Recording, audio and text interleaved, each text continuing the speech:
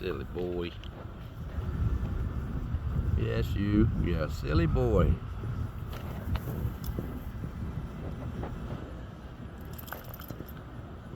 All right, come on.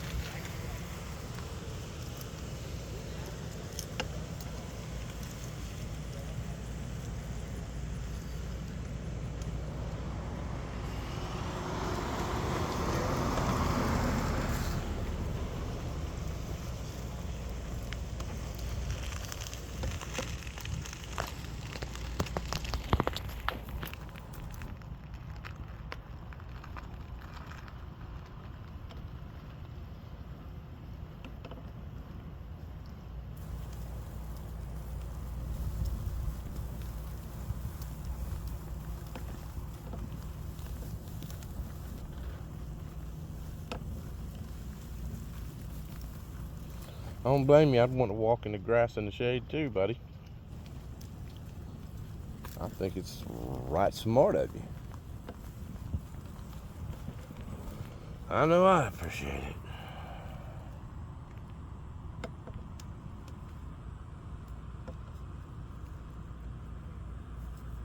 Heat indexes is going up next few days.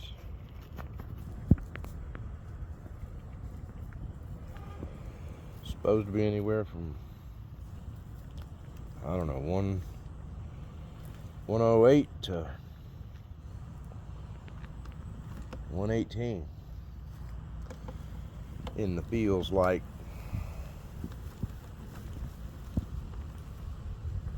Which makes it for hot. Also keeps those hurricanes away from us.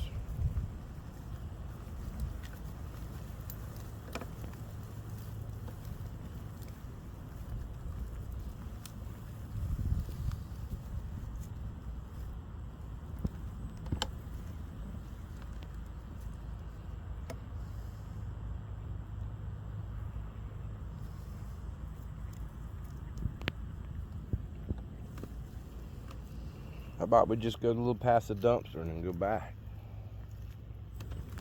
What do you think?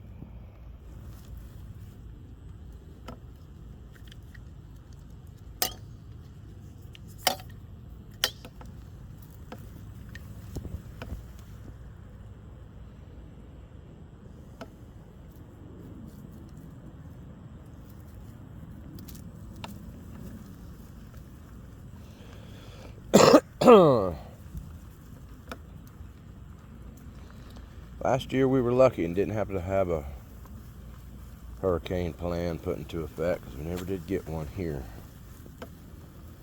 which has been a nice break since before that. We've had at least 1, 2 every single year. And back then I would stay on the boat on anchor, ride out the hurricane, while Tracy and Zed spent the night in a hotel. Well, sometimes the hurricanes put so much water in the river at Washington, Little Washington, North Carolina, harbor where we stayed that the water coming from upstream made the current so strong we couldn't get to or from the boat. We ended up staying in a hotel for 12 days, most of which didn't even have power at the hotel because hurricane had taken out the power in the city. I'm not allowed to ride a mountain anymore. I've been told no, which in a way I don't mind too much. It was never fun riding a hurricane out at anchor. A little bit stressful, definitely not comfortable, and makes you tired. But Hurricane Irene came along, and I was out there at anchor, and it drug my anchor. I got caught up in a channel marker. That meant I had a big wooden spear attached to the boat trying to get me at any given time, and I was adrift. So I had to cut the main anchor loose, get rid of that channel marker and piling. Put out the secondary anchor, but it did not catch. It was a Danforth made for sand and mud, and it drug. So now my boat was headed sideways down the river in the middle of a hurricane at about 5 miles an hour. Tilted over to one side, water roiling up at the, I believe it was the port side at that time. Yeah. Water was black, foul with all kind of dirt and debris and every manner of thing that could float. Every half hour I would have to come up, put my life preservers and all on, pair of swim goggles so I could see, pop my head out the hatch and try to see if there was anything that could give a position of where I was, or if there was any change in what was going on with the boat.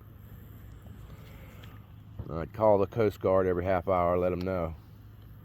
Had an EPIRB I set off, but for some reason it locked its position somewhere off of Bath, and it kept saying that's where I was, but I was still moving. Turn the TV on every now and then with the power inverter just to check the news. The weatherman continually assured me, if you just hold on for another hour or so, this will all be over. Yeah, I heard that for 10, 11 hours. Still running down, now headed out into the Sound and not having any idea which direction I'm going. Sideways. Hurricane had decided to sit there in the Sound for a while, and it held me right there. Finally, about 15 miles into the Sound, I had an anchor that caught. That anchor finally caught. Boat straightened out. Wasn't leaning anymore. Was riding nice and steady. And the hurricane was finally ending. I tried to see where I was in the Sound, but it was the middle of the night. I could see banks of light off in the distance, and I thought maybe I was between Ocracoke and Hatteras, but not sure. Next day I had to flag down a helicopter flying down, a Coast Guard helicopter. Got them on the radio. Made sure they saw me. Got them to take down my position so they could turn it in when they got back. And sure enough, they got a boat in the water sometime later the next day. Came and got me. Took me to Hoboken, near the Intercoastal Bridge, where there was a dock I could tie up to. I managed to get the fuel out of the oil, out of the water, the fuel. I got new fuel, got the motor going, made my way to Washington, and the marina where we had been staying had been so devastated by the hurricane we couldn't stay there. Had to move into an apartment. Anchor the boat in the harbor. And then I spent next 3 years fixing minor damage from that hurricane, from the fire we had been through at McCotter's Marina, other hurricanes that had come through, and all that minor damage added up to 3 years on a shoestring budget. Redo the boat, had to redo the floor inside. After that, I was told, you can't go off into hurricanes no more. You got to anchor the boat and hope it lasts, hope it makes it. Which is fine. I feel better taking care of Tracy. She had some scary experiences in hotels during hurricanes. Her and Zed. And before Zed, there was Honey Girl.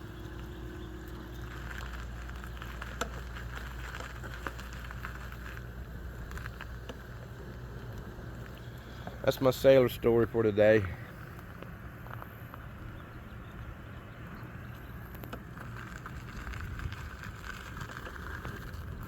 I don't usually talk much on these videos, and I'd been advised that a little bit of talking would be a lot better. So I guess I'm trying to find my voice.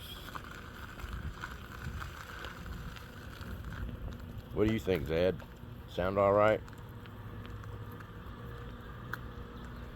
You hungry? You ready to eat? Picked up the pace a little bit, must be. Must be ready to eat.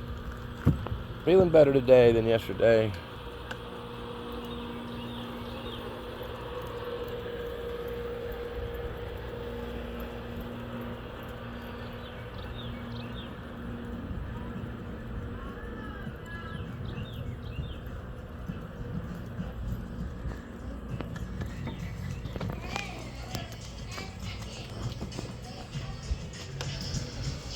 Keep going, little buddy. Keep going.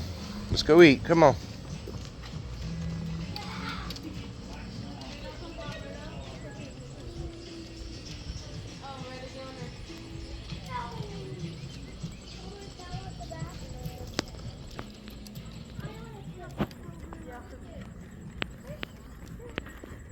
Hey, how you doing? Hey, how you doing? What's up, buddy? Keep going, Zed. Ha ha ha ha. Zed's walking slow. He charges everybody the toll, you know. Little 11. He's walking slow today. It's hot. Yep, it is. Hey, puppy. Go back to air conditioning. Yes.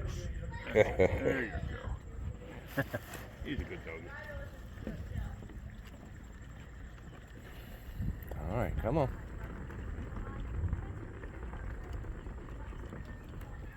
Catch up, Slowpoke. You go first. There you go.